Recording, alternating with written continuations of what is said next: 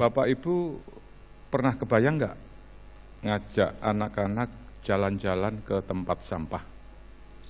Kebayang? Tentunya enggak lah, itu konyol ya. Tetapi di sini saya akan membuktikan kalau itu bukan hal yang mustahil. Ya, di Kabupaten Malang tahun 2010 timbulan sampah perkotaan mencapai kurang lebih 1.000 meter kubik per harinya.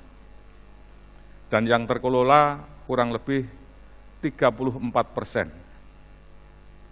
Hanya 34%-nya saja, selebihnya nggak tahu kemana. Mungkin hanyut ke sungai, atau dibuang kemana, saya juga kurang tahu.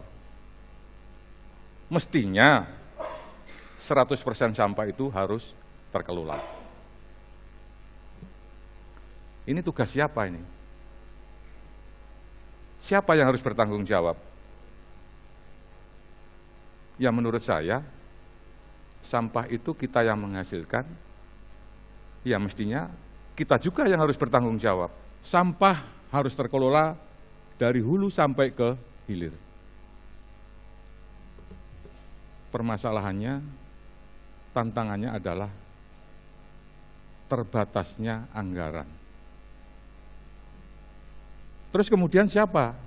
Bagaimana mengelolanya? Akhirnya tercetuslah ide pemberdayaan masyarakat untuk mengelola sampah secara mandiri dengan model TPST 3R, yaitu tempat pengolahan sampah terpadu berbasis masyarakat,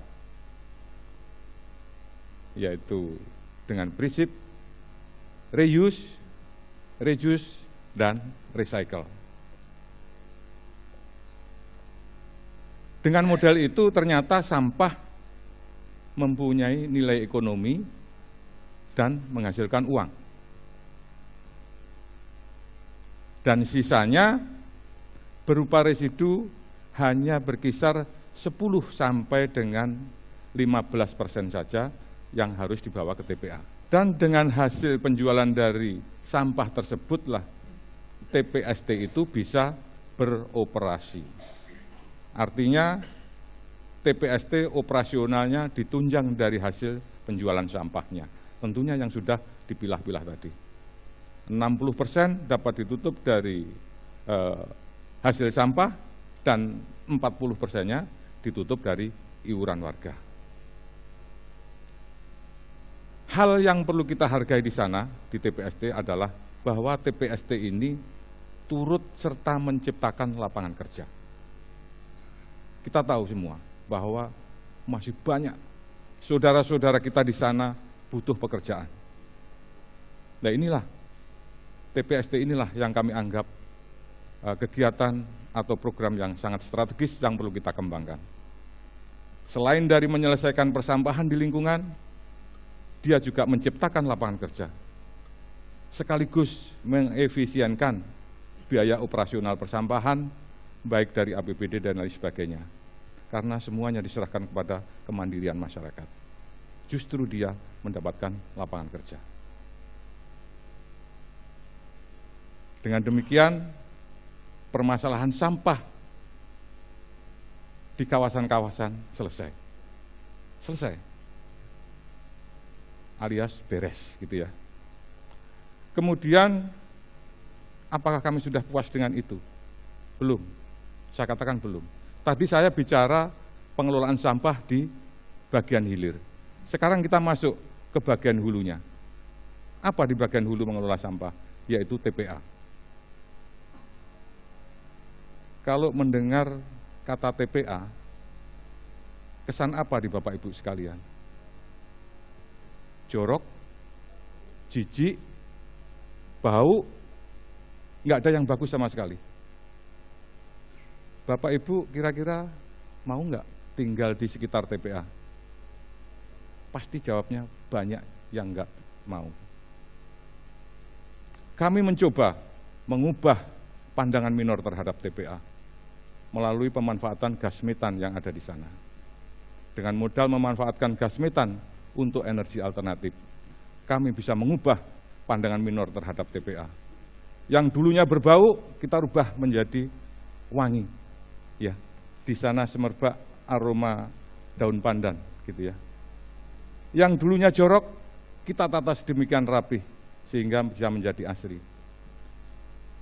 Yang dulunya banyak lalat, kita rubah menjadi banyak burung dan kupu-kupu. Karena di sana kita tanami pohon buah-buahan dan bunga-bunga. Yang itu disukai burung dan kupu-kupu. Ya. Inilah pengelolaan TPA. Di Kabupaten Malang, saya tahun 2011 mencanangkan TPA kami yang ada di Kota Kepanjen, kita beri nama TPA Wisata Edukasi. Maksudnya adalah supaya memberikan spirit semangat kerja untuk teman-teman saja. Tapi alhamdulillah sekarang terbukti bahwa TPA kami sudah banyak kunjungan. Bisa memberikan manfaat kepada masyarakat, gas metanya bisa digunakan sebagai bahan bakar langsung kepada rumah tangga di sekitarnya lebih dari 400 KK. Jadi keberadaan TPA tidak lagi ditolak keberadaannya oleh masyarakat, tapi justru memberikan manfaat kepada mereka. Sekaligus kita bisa mengendalikan lingkungan. Yang dulunya bau karena metan sudah terkendali sehingga tidak ada bau lagi. Demikian pengelolaan TPA. Bapak Ibu, percaya dengan itu silahkan hadir di Malang. Gitu ya. Kemudian kami masih mempunyai mimpi. Pengelolaan TPA yang sedemikian tadi akan kami integrasikan dalam perspektif pengelolaan lingkungan dan ekonomi kreatif. Kebutuhan potensi ada dan mendukung. Mudah-mudahan bisa. Saya yakin itu adalah bisa. Ya.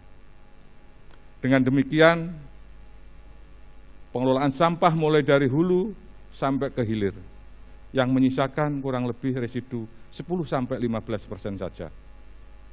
Kemudian kondisi TPA yang sudah sedemikian terkendali, yang sudah menjadi TPA untuk wisata, tidak lagi ditolak oleh warga masyarakat. Ya, inilah kira-kira yang disebut dengan zero waste. Kira-kira seperti itu. Kemudian dengan demikian, siapa kiranya yang pantas disebut pakai pahlawan? Tentu menurut hemat saya, tidak lain adalah semua stakeholder yang terlibat, yang tiap hari berjibaku mengurus sampah. Juga masyarakat yang sudah peduli, yang sudah disiplin dengan penuh kesadaran, tidak membuang sampah sembarangan. Merekalah pahlawannya, hero for zero waste. Demikian, terima kasih. Assalamualaikum warahmatullahi wabarakatuh. Salam satu jiwa, Arema.